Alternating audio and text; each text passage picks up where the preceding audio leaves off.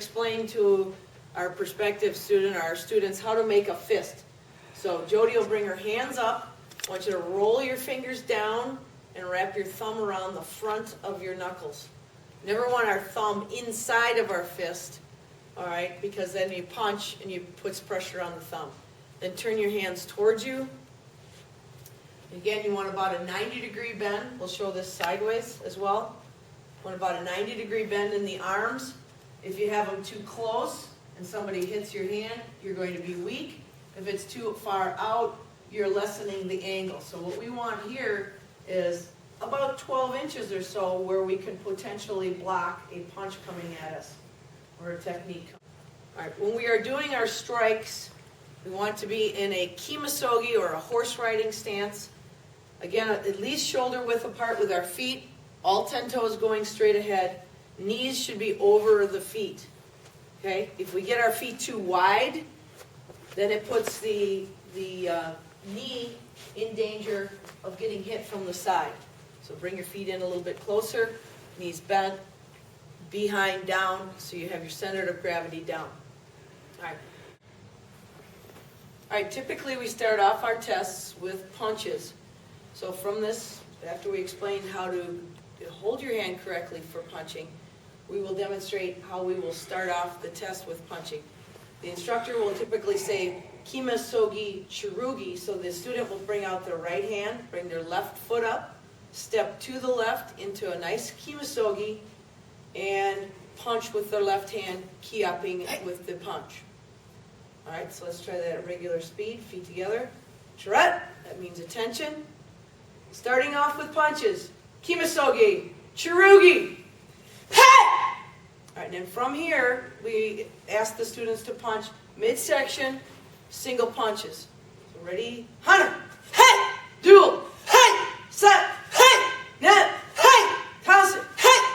Again, look, Jody is focusing to her midsection, punching a little bit in towards her center. She's not punching straight out from her hip because she would miss her target. So she's punching correctly to the midsection with the flat part of her hand, which is the longest part of the hand with the two fingers. Now from here, we ask the students to do a punch to a 45-degree angle to their head level. So first let's focus on the foot position. Jody is in a good kimisogi right now. When we do these punches at a 45-degree angle, she's going to just come up on the balls of her feet, pivot, and then punch to the side at a 45-degree angle. Again, she's looking straight down her knuckles, right through the index finger and the middle finger. From here, nice and slow, she looks, pivots her feet, and then fires the punch. Set. Hey! Net. Hey! All right, regular speed. Hana. Hey! Duel. Hey! Set. Hey! Net. Hey! Toss it. Hey! Paro. Shred. Kunya. All right, another technique that the white yellow stripes are responsible for learning is the palm heel strike. So if Jody will look again this direction, pivot, and then do a palm heel strike. We're looking that the student is hitting or impacting the target with the heel of their hand. Okay, the heel of your hand is very strong like the heel of your foot. So again, from here, she looks, pivots, and fires a palm heel to her eye level. Ready? Hana. Hey! Duel. Hey! Set. Hey! Notice each time, net. Hey! She brings the opposite hand or the reciprocal hand to a fist position. One more. Hana. Hey! Duel. Hey! Paro.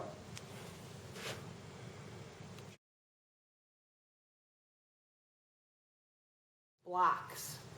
First off, we need to talk about what a good stance is. So first we'll go over a front stance. And Ms. Heiss will go into a left front stance. So her left foot will be forward, all 10 toes going straight ahead. Her right foot will be also going forward in a nice wide stance.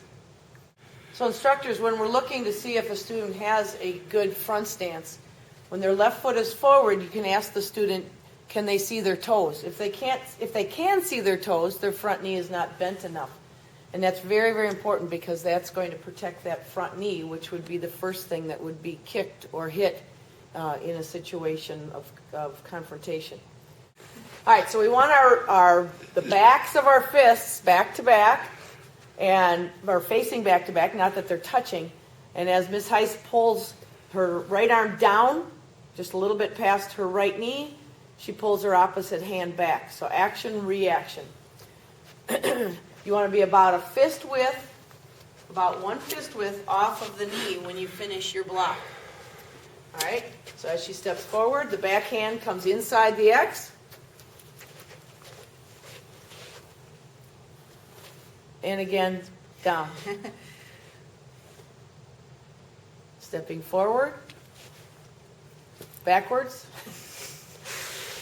inside the X, and down. Action, reaction. And one more time at regular speed.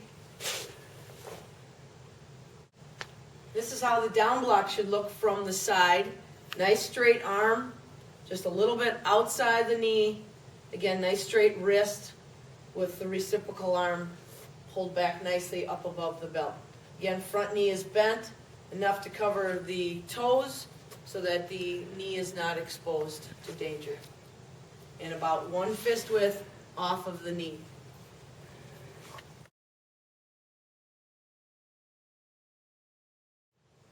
Next we will do a middle block. This would be a punch coming to the middle section. So Ms. Heiss will step forward, again with the backs of her wrists facing into a left front stance. Shoulder to shoulder. She'll step forward, nice and slow this first time. Shoulder to shoulder. Action, reaction with the back of the hand. One more step. All right.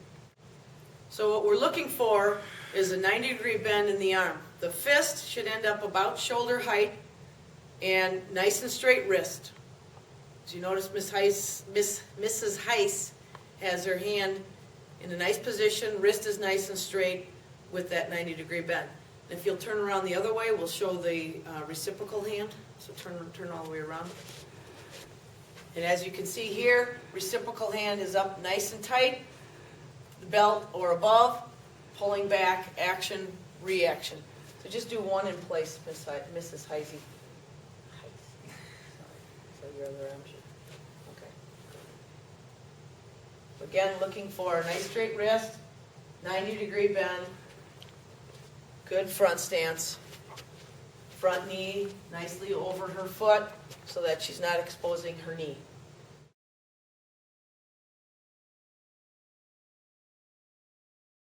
Mrs. Heiss will now demonstrate a rising block. From here, she'll step forward, backs of her wrists facing, nice front stance. When she does her block, it should be a roof. We call this a roof block or a rising block. She should have her wrist nice and straight. Angle of the roof here, pinky is on top. Again, front knee is bent enough so that her weight is covering her toes. Her knee is covering her toes. Stepping forward, step.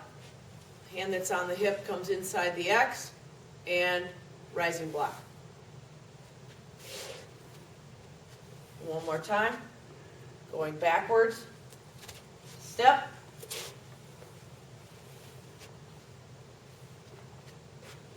Notice it's out in front of her head. If she puts it behind her head, that's going to be very weak. Just in front of her head here, so that nice strong line, so that a block would angle off rather than coming down on top of the head. And you can see from the side view here, again, Miss Heisey has her hand in front of her head a little bit, nice angle, so that the block is rolling off of the arm as opposed to collapsing the arm when she does the block.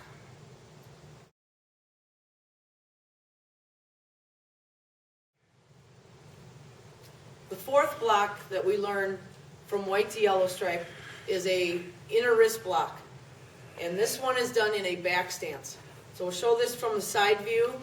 We'll have Jody stand in her, she'll have 80% of her weight on her back leg, so that her weight is shifted towards her back leg, about 15 to 20% on her front leg. She should be able to raise this leg without adjusting her upper body. Her feet should be about shoulder width apart, her heels in line. If she slid her heels together, they should bang together. So then she steps out from there. So if you looked at it from the side, it's about a right angle with your feet. Another way to look at how far to put the feet apart is to take your one foot, put it against your other heel of your other foot.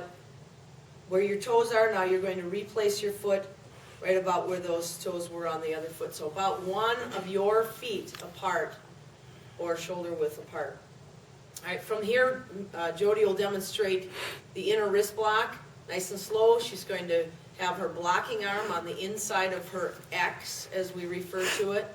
When she brings her arm out to block, again, this arm is about 90 degrees. Shoulder and fist are about the same height, 90 degrees. Her hips are turned sideways on this technique, and her reciprocal hand is pulled back just above her hip, almost like she's really proud of herself, standing here with her chest nice and broad, as opposed to drooping your shoulders. All right, so we'll show this technique going forward now. So she steps forward, feet about 1 foot of one of her feet apart. Okay, pulling that reciprocal arm back. You should not be able to see this from the fist from the front if it's pulled back correctly. About 90-degree bend in her front elbow, looking straight ahead at the imaginary target. As she steps forward, she shifts her weight onto her left foot, pivots. Go ahead. Blocking arm on the inside of her X and pulling the two arms apart. Stepping backwards, shifts her weight to her back foot. Notice the hips are sideways, not rotated towards the front. Hips are definitely sideways, pointing the left hip, in this case, towards the imaginary opponent. Going backwards one more time.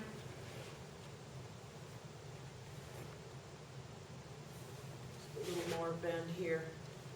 Good. One more step.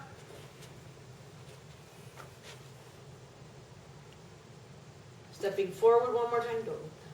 Step. Forward. Step. And step. Nice snap at the end of the technique.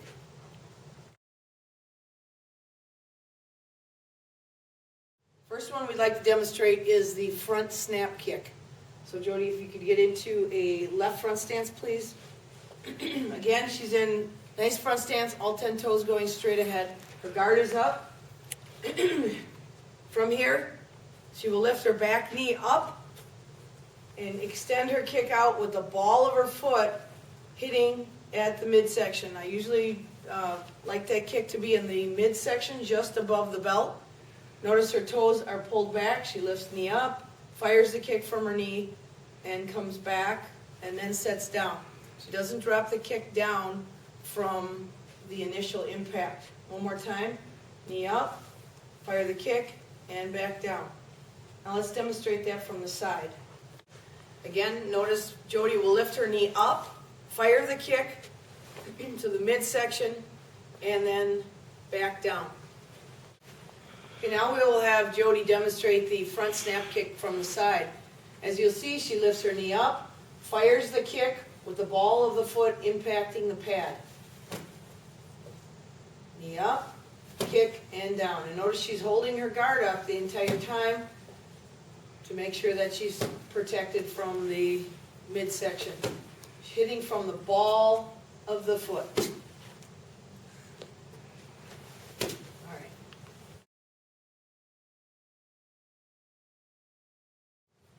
Now we will demonstrate the roundhouse kick, front leg roundhouse kick.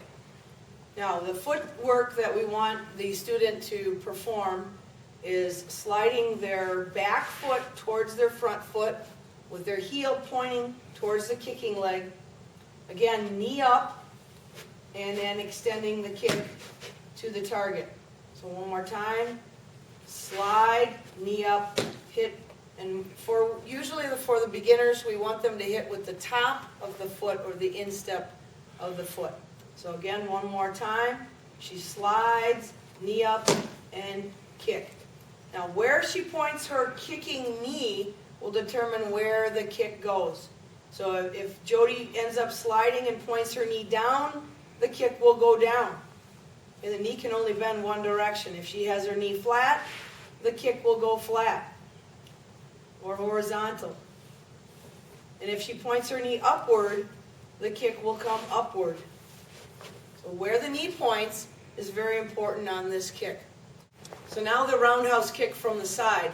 Again, you'll see Jody bring that back foot up, heel pointing towards her other foot, and impacting the pad. Knee up and hit. Slide, knee up, hit. Now the reason she has the foot like she has, the base foot, is if someone were to push her from here, she can hop back without twisting an ankle. If she slides those feet up parallel, and I push on her, there's a chance that she could roll her ankle, and that's not what we want. We want that foot behind us with the toes for balance. So one more time, correctly slide, knee up, hit. And again, if we want the kick high or low, it depends on where the knee is pointing, the kicking knee.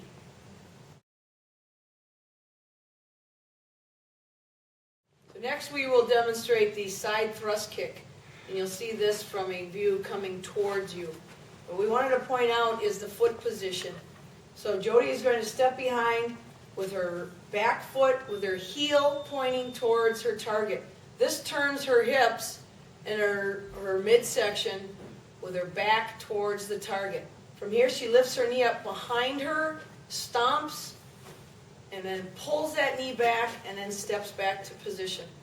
From here again, step behind, knee up behind her, stomp, pulls that knee back, and steps in regular speed. One more time. All right, now you will see the step behind side thrust kick from the side. Again, Jody's going to step with her back foot, with her heel pointing towards the target. She lifts that knee up behind her, stomps with her heel, pulls that knee back, and notice when she pulls that knee back towards her center, that brings her upper body straight up so she's ready to either perform another kick or move or whatever the situation may be. So again, step behind, knee up behind her, stomp with her heel, pulls that knee back, and then steps back. Another reason she pulls that knee back, this time just drop your leg. From here she kicks. If she were to kick and drop her leg straight down, and drops her leg straight down, she leaves her knee exposed to an impending attacker. The fact that if she pulls that leg back, she's protecting her knee from the opponent.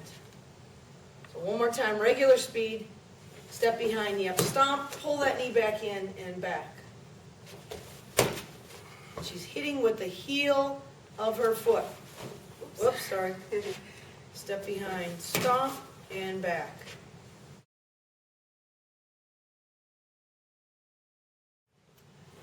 Another kick that we do at the white to yellow stripe level is a front stretch kick. And this is just to get the student warmed up in the hamstring area, which are the muscles just on the upper part of the back leg, hamstring muscles, the gluteus maximus and minimus, which are the muscles of the behind, and working the abdominals. So from here, Jody's just going to bring her back leg up, straight up, and back down. Again, up and down. Notice she's not bending her knee a lot. It is bent slightly. It's not locked totally straight, but she brings that leg up and back down. And notice she's crossing a little bit of her midline when she brings the kick up. Normally we tell the students if they can get that kick up to their own head, then they're doing great. Some people will be able to, some people won't be able to at this point, but we're working on increasing flexibility as we go along. Now you'll see the side view of the front stretch kick. Again, Jody brings that leg up, back down, and notice each time she gets into a nice solid front stance, she's bringing that leg up across her center line and bringing it back to a nice front stance. Her front knee is bent nicely to protect the knee here. If she looked down, again, she should not be able to see her toes on her front foot. All 10 toes are going straight ahead. One more time, up and down. Notice the entire time her guard is held in position. She's not swinging her arms downward in order to get this kick going.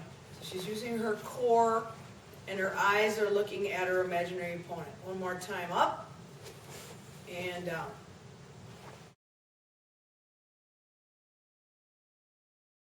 The first form the white belt to yellow stripe learns is the form keybone. Keybone, the translation of or the keywords for this form are basic or beginning. There are 12 movements in this form. The 12 movements represent the 12 months of the year. So from here, Jody gets into chumbi position. She bows, steps out with her left foot, guarding to her groin. From here, first move, looking 45 to the left. 1, rising block. 2, punching to her nose section, high section. 3, she takes her punching hand, puts it inside her X, half a turn to the other direction, rising block. 4, punching to the face or high section. 5, 45 to the left, rising block. 6, punch to her nose. 7, half a turn to the back of the room with the front foot, rising block. 8, punching to the nose.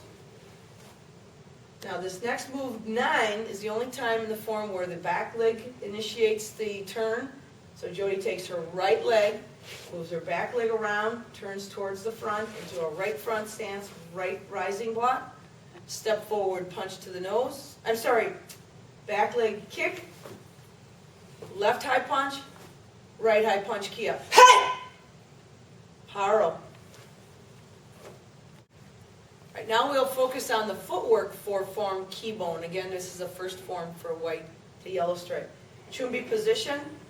Student bows, steps out with their left foot, guarding to their groin. From here, they look to the left, and move 1 is a left front stance, left rising block. Move 2, step forward to a good front stance, punching to the nose. Now from here, the front foot, almost like it's taking a half moon circle to the opposite direction, half of a turn. Go ahead, turn, and rising block. Stepping forward and punching. Move 5, looking again to the front. Front leg initiates the turn. 6, front stance. Again from here, the front foot makes a big half circle towards the back of the room, half of a turn, and punch. This is move 8. And move 9 again, the back leg initiates the turn around to a right front stance, right rising block, back leg kick,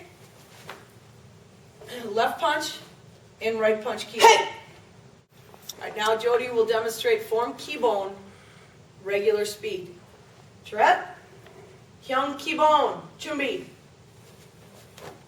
Ready, begin. Hey!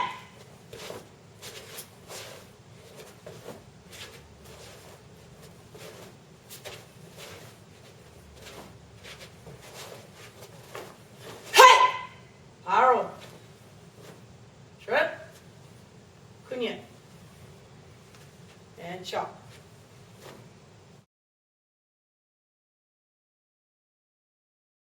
Learning basic falling is another portion of white to yellow stripe criteria.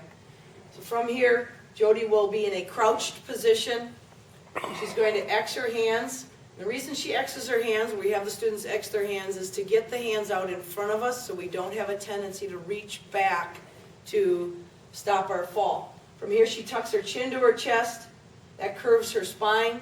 She rocks back and slaps the floor to stop the rotation of the fall. If you think about spanking the floor, if you could do it a hair sooner than your back hits, that would be even better. So ready? Hana. And up. Notice again how she tucks her chin. That's very important. Dual. And regular speed. Hana. Dual. Now this will be the back fall from the side. Ready? Hana. Again, notice the X of the hands. Dual, she tucks her chin, rocks back, curves the back, spanks the floor. Regular speed for 2. Hana. And dual.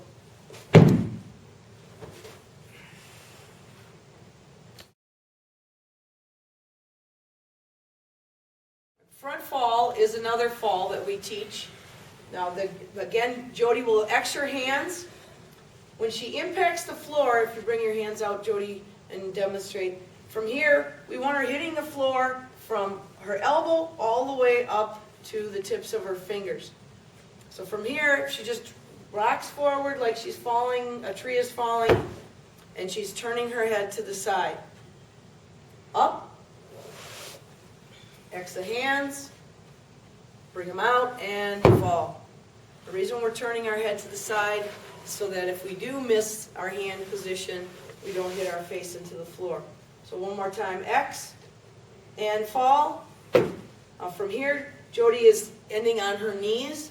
She may also do this by propping out into what we call a live toe position. From here, she rocks forward, shoots her feet out, splailing her legs with the live toe position. One more time. X and fall. Now from a side position, demonstrate those two as well. From here, Jody X's her hands. We'll just drop down with your knees up this time. From here, notice that her back is nice and flat. She's looking to the side. She's landing on her full forearm.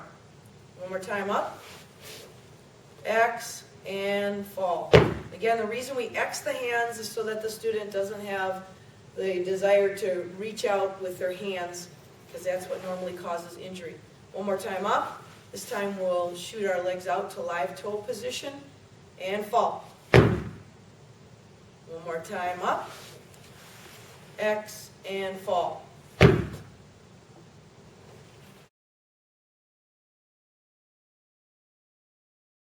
Now, to learn the correct position for falling to the floor, we have white belts lie on their backs, and we're going to do what we refer to as popcorn. So Jody is going to bring her hands up, rock up onto her shoulders, pivot her hips, and land with her bottom leg straight. That's taking the major impact all the way along the whole part of her body. Her opposite knee is up, pointing towards the ceiling with her foot flat. This is what is stopping the momentum of the fall. And again, she's slapping about 6 to 12 inches from her hip to dissipate the fall, as well as her foot in this position. That is also helping stop the fall. If she points her toes out, her toes are going to flop on the floor, and that's not going to feel very good. All right, and notice this hand is up protecting her head for an possible attack. All right, so from here, when we say dual, you rock up on your shoulders, pivot, and slap. Ready? Hana. Dual. Hana. Dual. Notice she's in a nice straight position. One of the things students tend to do is jackknife, and that's what we don't want to do, because that would put most of the impact on the hip as opposed to spreading out the impact on the whole body. Now the fall from the side position. Watch how Jody comes up on her shoulders, pivots. Dual. Hana. Dual.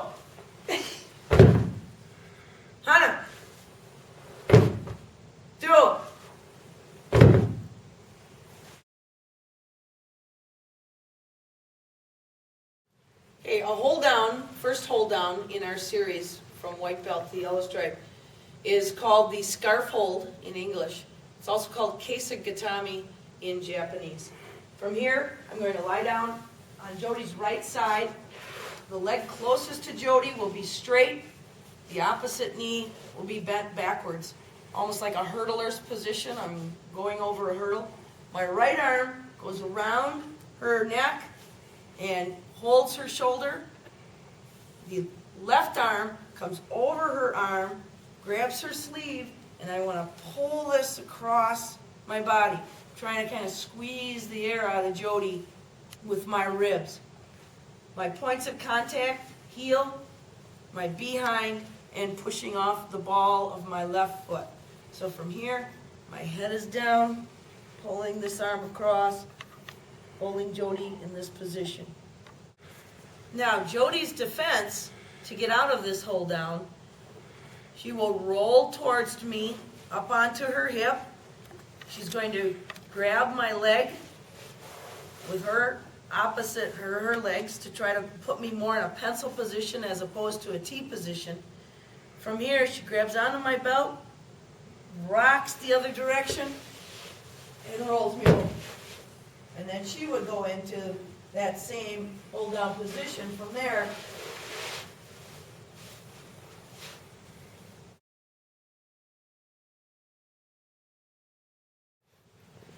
Self-defense techniques, or Hapkido techniques, are also part of our white to yellow stripe curriculum. The first self-defense technique we teach is if someone were to grab you cross wrist. So my right hand is grabbing over to Jody's right wrist. From here, there are multiple ways that Jody can get out of this move. But what she wants to try to do is go to the opening of my hand. All right, if she just tries to pull straight out from here, it's like having a knot on the end of a rope. So from here, Jody may do a defense. She brings her hand up. She looks at that hand. She's going to step with her right foot towards my right shoulder and then spearing that hand out. So what she's doing is taking my hand this direction, and it can only turn so far. Again, she brings her hand up and spears that direction. If she gets out too wide or goes more on an angle, I'm still going to be able to hold on to her because she really hasn't broken this grip. All right? Sometimes we tell people to go right past the ear. Okay? There's no way I can hold my hand in this position. Another way to get out of this, let's say she can't go this direction, she has to go that way. She's going to bring her hand up and wave goodbye to me. Now she's going to step with her left foot and push out. Again, from here, we do it nice and slow. She's waving. That brings the opening of my hand towards Jody, and then she's pushing away. Regular speed. Okay, so that's the cross wrist grab from two different directions. Also from here, as Jody brings my hand up, notice she's pushing near my elbow. Okay? If she pushes too close to my hand, when she pushes, I may be able to give her an elbow. All right? If she gets way too wide, then she might not have the strength that she needs. So just right around the elbow area to protect my elbow from attacking back at her. Another self-defense technique we teach is if somebody were to grab your lapel with their right hand grabbing your left lapel. Jody grabs over the top, and I'll just demonstrate here. She's grabbing the meat of my hand, the padded part of my hand. All right, when she does that, she then drops her elbow. That turns my hand, or the opening of my fingers, up. She steps back with her right leg, pivots her feet, and twists. Okay? So she's using her body to get me off balance this direction, and then it makes it easier for her to turn me over. So again, I grab, she grabs over the top, drops the elbow to turn the hand up, pivots, and twists. And then regular speed, I grab her. She drops.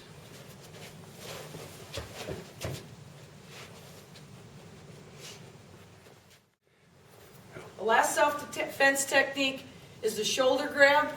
This could be very similar to the lapel defense, where Jody comes over the top, drops her elbow to turn my hand up, steps back with that right leg, pivots her hips, and pushes down. Again, regular speed, grab, drop down, pivot. Another option from there is just a big arm circle. She brings her arm up and wraps the arm. That's if she goes from inside to out. If she comes from outside to in, she can just slap that arm off. So one more time, both of those, inside to out. She brings my arm up, or outside.